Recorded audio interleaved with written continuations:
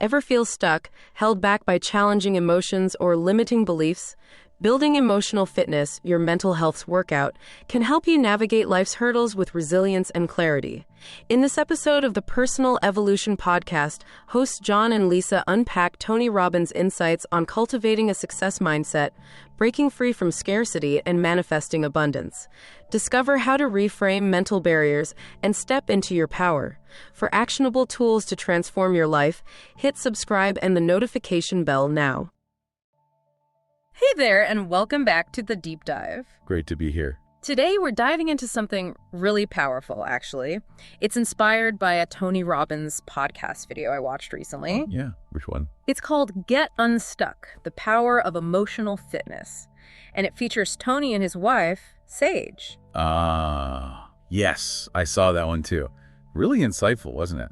Very personal. Totally. It felt like you were getting a real look at how they handle things, not just the usual high-performance stuff. Exactly. Connects those big ideas to, everyday emotional management. Practical tools. Right. It wasn't just tips for CEOs. It felt, raw, honest. About those times, we all feel just plain stuck. So our mission today for this deep dive is to pull out the really key practical bits from that conversation. So actionable nuggets. Yeah, the stuff you can actually use to understand your emotions, get unstuck, and just generally feel better. We want to break it down so it's useful and hopefully engaging for you. Sounds good. And it really kicks off with something Sage says, right? Yeah. About mental well-being versus mental health. Okay, yeah, let's start there. That distinction felt really important. Sage talks about mental well-being as proactive. It's this internal state of clarity, flexibility, ease. An inside-out job, I think she called it. That's it. An inside-out job, like building your inner strength before you need it. Which contrasts with how we often think about mental health, doesn't it? That tends to focus more on what's going wrong or fixing a problem, maybe needing outside help like therapy. Right. Not saying one is better, just different. Well-being is like building the foundation. That emotional fitness. Yeah, emotional fitness. Yeah. So you can handle life's bumps without getting totally derailed or staying stuck for ages. Exactly. Like having strong mental muscles ready for the workout. And for you listening, especially if you want to grasp things quickly and deeply, this idea of being proactive, well, it's powerful. It's about equipping yourself internally so you're less likely to feel overwhelmed down the line. Yeah, which ties perfectly into what Tony observes about challenges being universal. Oh, that was striking. He's worked with people from, 195 countries? All sorts. And his point is, everyone faces intense stress. Everyone gets tested. Doesn't matter who you are. But the key difference, he says, isn't avoiding the stress. Right. Is how well you handle it. And crucially, how quickly you move through it, not staying stuck. And he mentioned those common patterns when we get overwhelmed, didn't he? Yeah, the 3 Fs, basically. Yeah. Fight, getting angry. Flight, running away, avoid. Or freeze, just shutting down. It's a really good moment for a bit of self-reflection, actually, for you listening. What's your usual pattern? When you feel that pressure, that stuck feeling, where do you tend to go first? Fight, flight, or freeze? Just noticing that pattern. That's a huge first step, isn't it? Towards maybe choosing something different. Definitely. And that leads into another core idea, something from Tony's earlier work. Internal representations. Right, how we sort of make mental maps of things. Exactly. And those maps, our internal picture of what's happening, dictate how we feel about it. It sounds maybe a bit complex, but the idea itself is, it's pretty profound. It's the story you tell yourself. Yeah, the meaning you give things. He gave that great example, didn't he? Waiting for someone for dinner. Oh yeah, same event. They're late.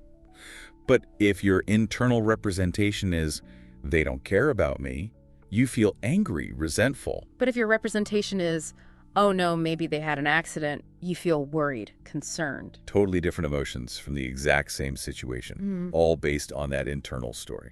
And he mentioned he's kind of shifted the language now towards just focus and meaning, simpler terms. Yeah, it makes it more accessible. It boils down to, what are you focusing on and what meaning are you giving it? Because fundamentally, whatever you focus on, you feel. That's where your experience of life comes from, right? Through that lens of focus. Absolutely. If you're always focused on the negative, well, that's going to be your reality. But it's not just thoughts, is it? The video really hammered home the role of physiology, our bodies. Oh, massively. Emotion isn't just in your head. It's physical. Yeah. It's embodied. Beyond the basics like food and water, obviously. But like your posture, how you move. Yeah, your whole physical state. It sends signals back to your brain. It directly influences how you feel. And they give some really practical examples. Sage's simple thing of just washing her face, brushing her teeth. A quick pattern interrupt, a physical reset. And Tony talked about, sometimes using provocation or big physical shifts to snap someone out of a state. Even his own stuff, like the cold plunges or screaming to release energy, may be extreme, but it highlights the principle. Right. The mind-body connection is undeniable. So a good question for your listening. When you feel stuck, do you ever think about changing something physically? Even something small. Stand up, stretch, take a walk, splash water in your face. What happens if you shift your body? Yeah, it's a powerful lever we often forget about. Another thing that really landed for me was this idea of stacking the good. Ah, yes. Because we're kind of wired to do the opposite, aren't we? Stack the bad. Totally. Our brains are like Velcro for negative experiences and Teflon for positive ones, someone once said. We dwell on what went wrong. We replay it, reinforce it, and then maybe overreact later because we've stacked up all this negativity. So the antidote is consciously focusing on the good stuff, actively looking for it, journaling about it even. Tony mentioned starting with his family, feeling gratitude. Yeah. And not just thinking about it, but really feeling it, connecting with those positive emotions. It's about deliberately building up that positive emotional reserve, to counter that negativity bias, shifting your focus.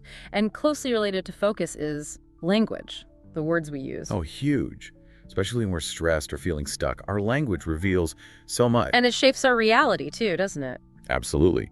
Tony talked about how his language softened, influenced by Sage and Mary B. Right, moving from something harsh like, this is stupid, to something more curious, like, isn't this interesting? It sounds subtle, but that shift in language can actually change how you feel about the situation, can't it? Definitely. It reflects and reinforces your internal state. Softer language, potentially a softer internal experience. Then Sage shared some of her personal strategies for getting unstuck. Those felt really grounded. Yeah, like a practical toolkit. Creating distance came up, right? Yeah. Stepping back to see what she might be missing. And taking responsibility. That it is always me idea. Not blaming, but owning her experience, which is actually really empowering.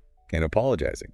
Not necessarily because she was wrong, but just to clear the air, release negative energy. That felt quite profound. It did. And her affirmation, all is well. Just repeating that, looking outwards, getting perspective. Finding that grounding. Remembering the bigger picture. And asking that simple question, what have I missed? Yeah. Opening up to other possibilities. And being willing to ask others for their perspective if she's really stuck. Also, writing down beliefs, getting them out of your head and looking at them objectively. That's a great technique, seeing if they actually hold up. Plus gratitude, of course, that was woven through everything.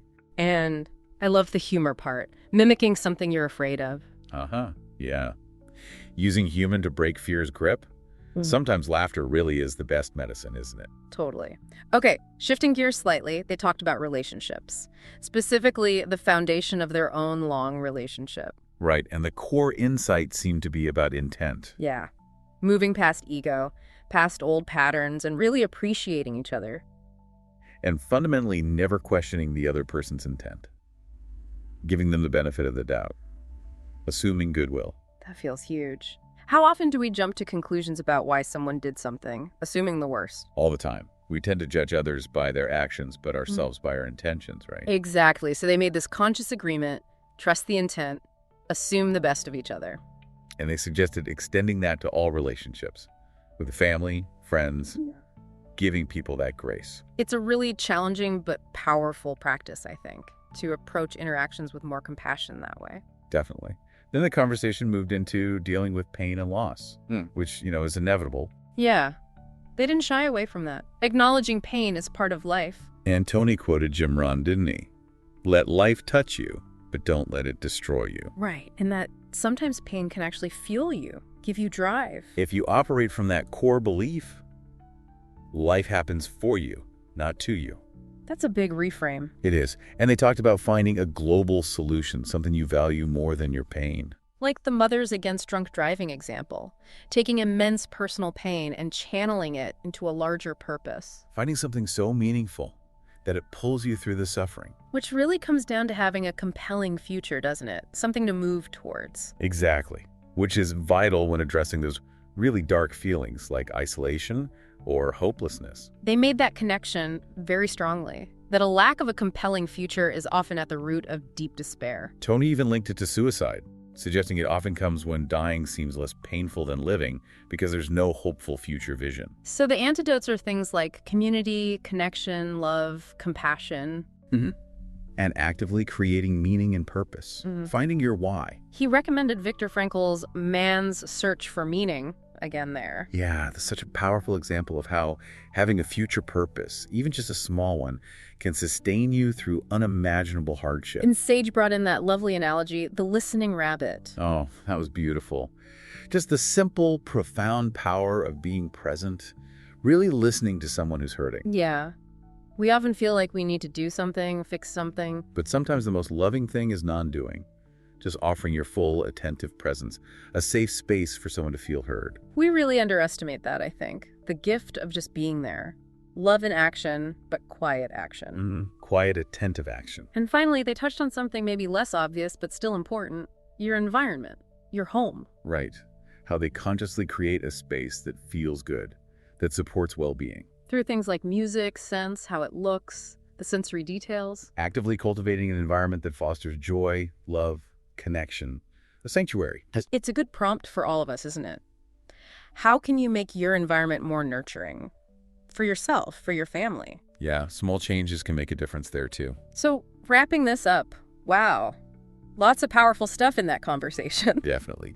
The core themes really shine through. Emotional fitness is proactive.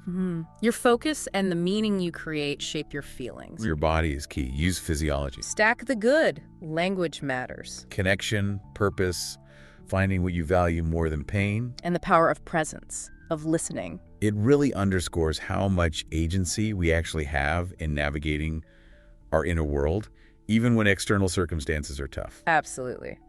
So we really hope this deep dive has given you some valuable perspectives, maybe sparked some thoughts. Yeah, perhaps there's one small thing from this discussion that resonates with you, something you could try today. Just one small action. That's often how change starts.